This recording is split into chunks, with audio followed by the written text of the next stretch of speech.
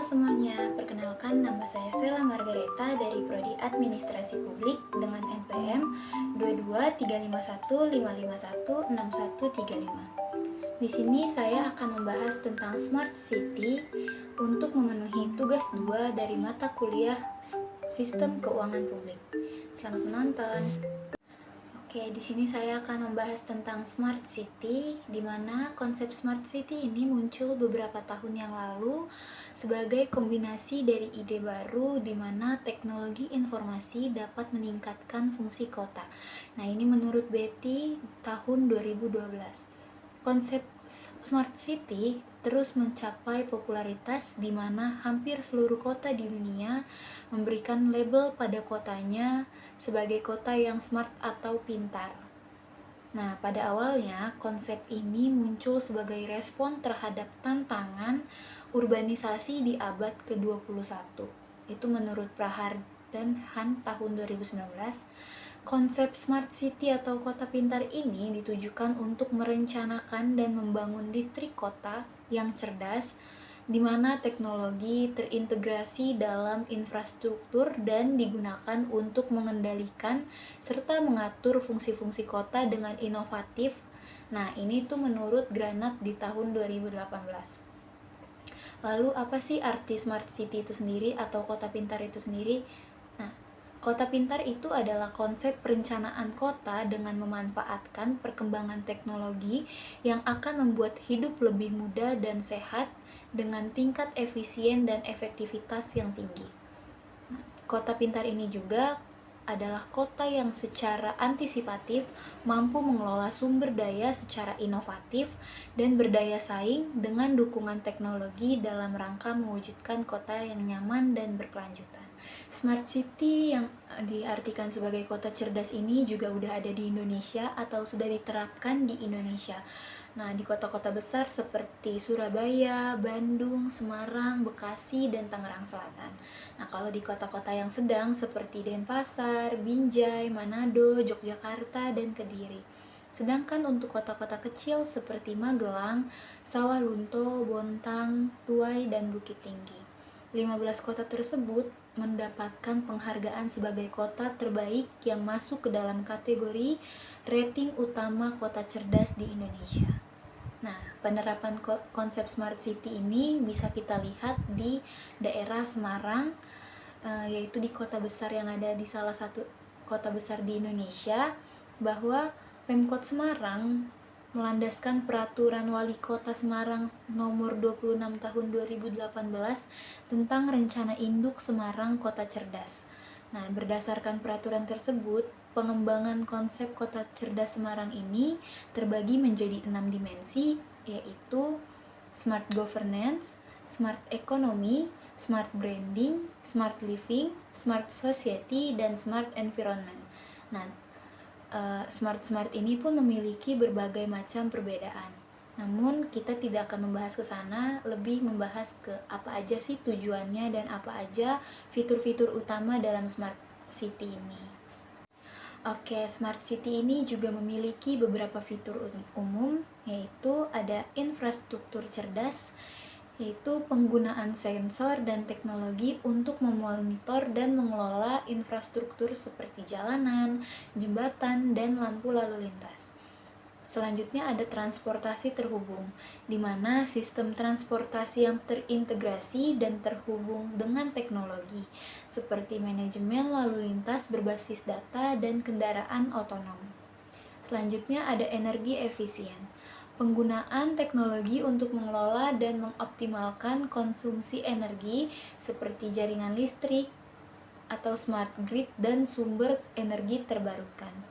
Yang keempat ada pengelolaan sumber daya, di mana teknologi ini digunakan untuk memantau serta mengelola penggunaan sumber daya seperti air dan limbah, termasuk sistem pengelolaan limbah pintar dan pemantauan kualitas air.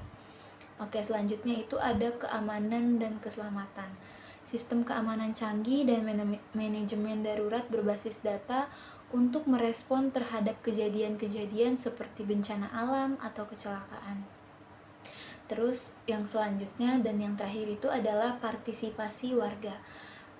Nah, partisipasi warga ini melalui platform digital yang memungkinkan setiap warga berpartisipasi dalam pengambilan keputusan. Nah, partisipasi masyarakat ini memberikan masukan kepada pemerintahan kota tentang bagaimana eh, jalannya smart city itu atau fitur-fitur utama yang sudah ada. Jadi masyarakat berpartisipasi dalam pengambilan keputusan, dan masyarakat juga eh, melakukan pengawasan terhadap jalannya fitur-fitur umum tersebut. Selanjutnya ada tujuan utama dari konsep smart city. Memang smart city memiliki tujuan untuk menciptakan lingkungan urban yang lebih baik dan lebih efisien melalui penerapan teknologi yang canggih dan data-data yang sudah dibuat. Namun untuk lebih spesifiknya akan saya jabarkan mengenai tujuan utama dari smart city itu sendiri. Yang pertama ada meningkatkan kualitas hidup, di mana meningkatkan kualitas hidup ini bisa kita lihat dari kesejahteraan dan kesehatan, di mana smart city ini memberikan fasilitas atau akses yang lebih baik ke pelayanan kesehatan dan menciptakan lingkungan yang lebih aman serta nyaman bagi warganya. Lalu kemudahan akses menyediakan layanan publik yang lebih baik dan lebih mudah diakses seperti informasi transportasi dan layanan darurat serta pendidikan. Yang kedua ada efisien energi dan sumber daya, di mana ada pengelolaan energi untuk mengoptimalkan konsumsi energi dengan menggunakan teknologi pintar seperti jaringan listrik pintar atau smart grid dan sumber energi terbarukan.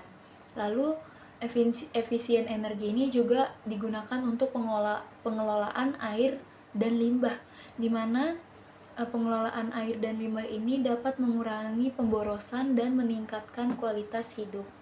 Selanjutnya ada peningkatan mobilitas dan transportasi.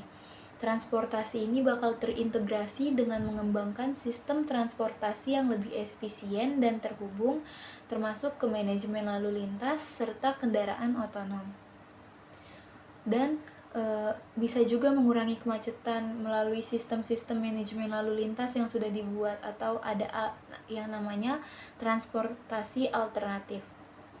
Selanjutnya ada keamanan dan keselamatan. Keamanan publik ini sangat penting karena teknologi yang digunakan itu digunakan untuk meningkatkan keamanan kota, termasuk sistem pemantauan dan respon darurat yang lebih cepat dan efisien.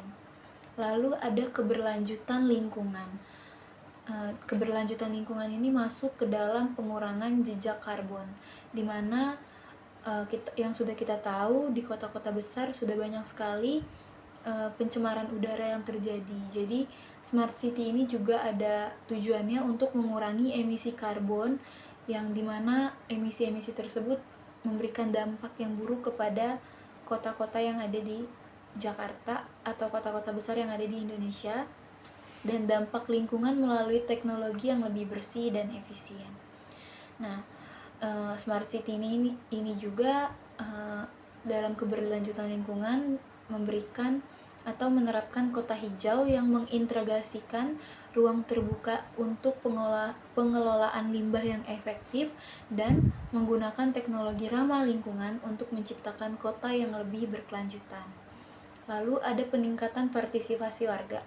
Nah, keterlibatan publik yang tadi sudah saya jelaskan, di mana pemerintah itu sendiri memfasilitasi partisipasi warga dalam pengambilan keputusan dan memberikan platform untuk masukan serta umpan balik dari masyarakat.